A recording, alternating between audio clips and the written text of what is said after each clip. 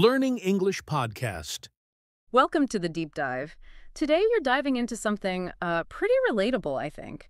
It's about how to actually achieve success, even if you secretly think you might be a bit lazy.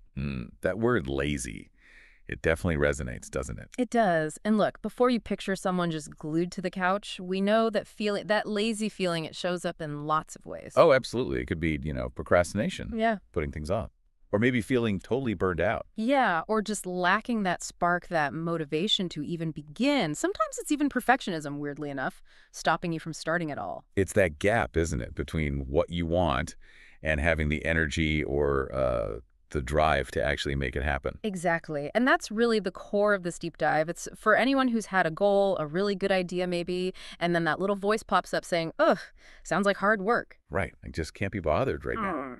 So our aim today is to explore how you can actually work with that feeling, not necessarily fight it tooth and nail. Yeah, build a path to success that uses your existing personality, your energy levels, whatever they might be, without needing this huge, exhausting transformation into some kind of productivity guru. Because the really interesting idea here is that this feeling, this laziness, it doesn't have to be a roadblock. It could actually be, well, a signal. A signal? Like what kind of signal? Like your brain telling you something important.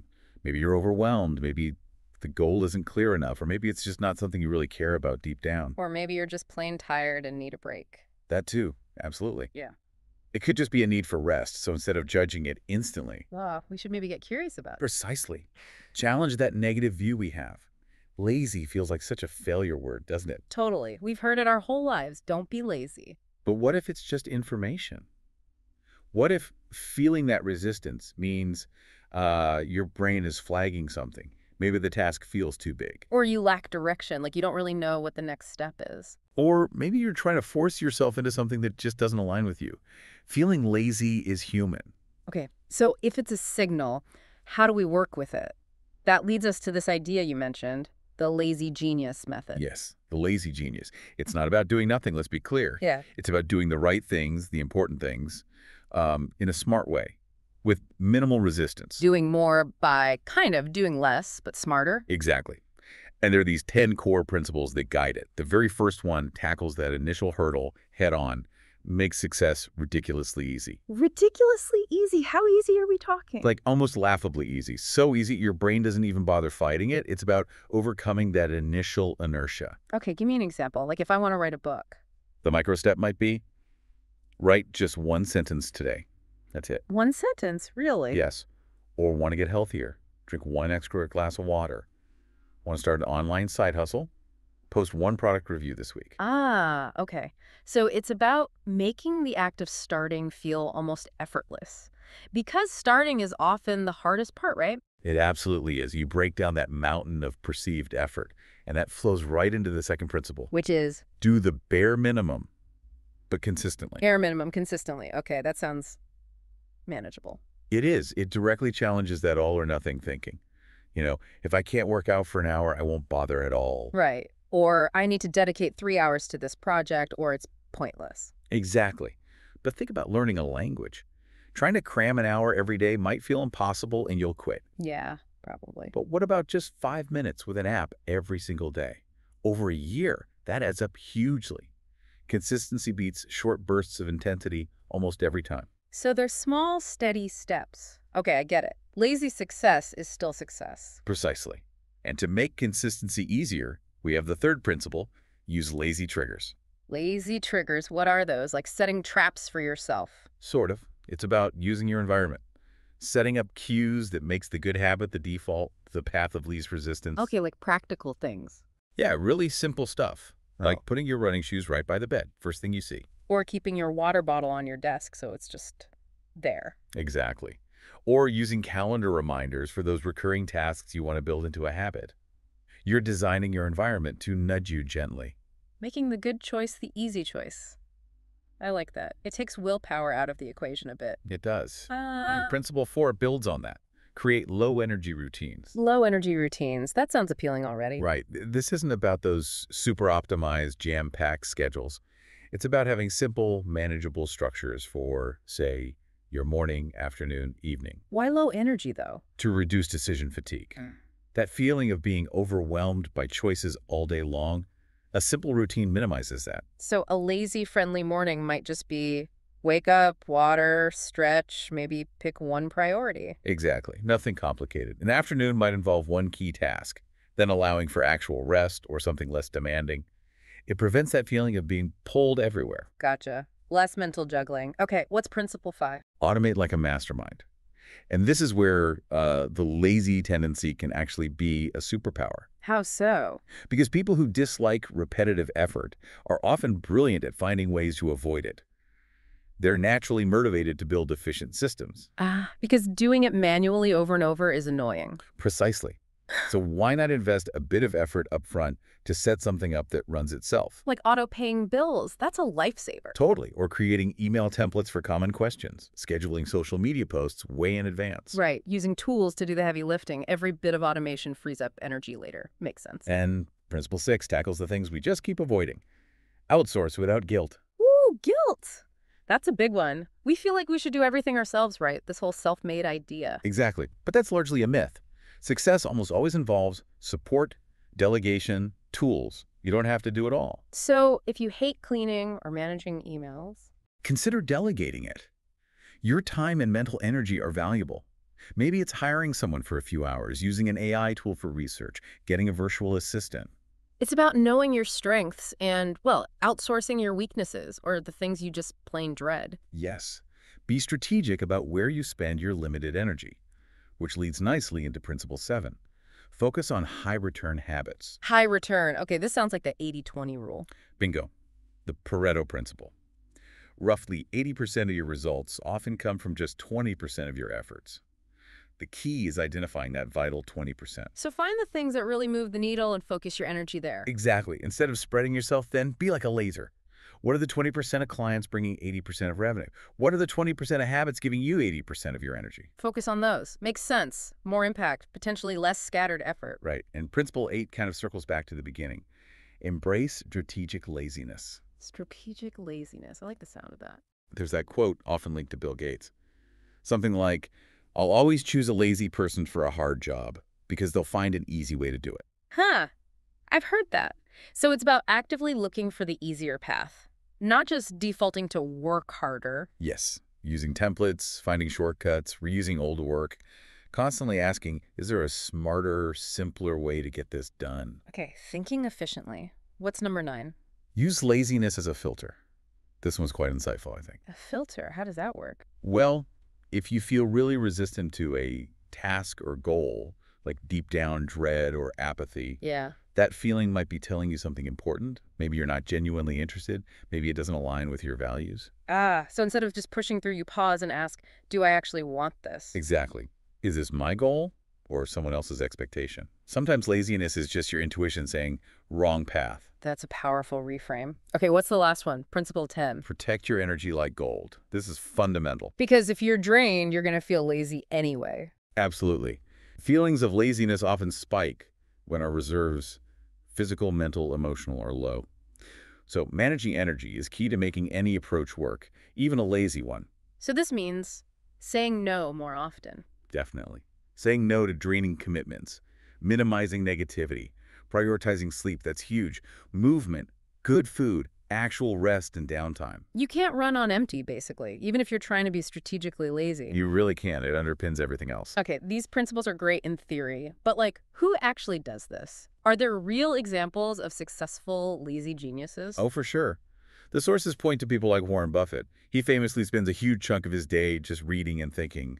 That doesn't look like frantic work, does it? No, it sounds quite deliberate, slow almost. Right. Or think about early Amazon. Jeff Bezos started super focused, just books online, a simple website. It wasn't everything all at once. It was strategic. Okay, targeted effort. And Agatha Christie, massively successful writer, but her process was often described as steady, consistent, sometimes done in quite relaxing settings, not necessarily grinding away 16 hours a day. Right, and you see this with some YouTubers too, don't you? They might not post daily, but when they do, it's high impact. Exactly. It hammers home that point. Huh. Effectiveness trumps sheer busyness.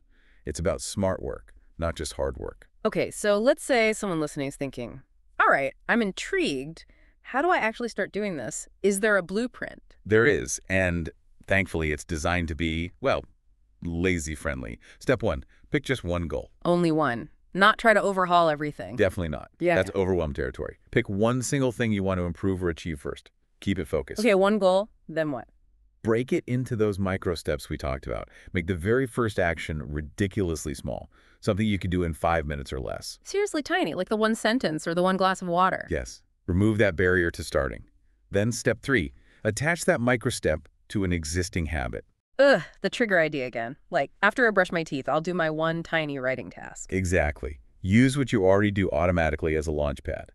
Step 4, track it visually. Like a habit tracker chart on the wall. Could be. Or an app. Yeah. Seeing that chain of checks, that visual progress, give your brain a little dopamine hit. It's surprisingly motivating, even for small things. Okay, visual proof. What else? Consider batching tasks weekly. Instead of trying to chip away at certain things every single day, maybe dedicate one focused hour a week to handle all your emails or plan all your meals. Consolidate the effort so you can be lazier the rest of the time. Pretty much. And importantly, use a lazy reward system. Celebrate those small wins. Doesn't have to be huge, right? Just acknowledge you did the thing. Exactly. A little self-congratulation reinforces the behavior. And finally, you just repeat this process. Until it becomes natural. Yeah. Automatic. Yeah, until it feels less like effort and more like just part of who you are. I'm the kind of person who writes one sentence a day. That's the goal.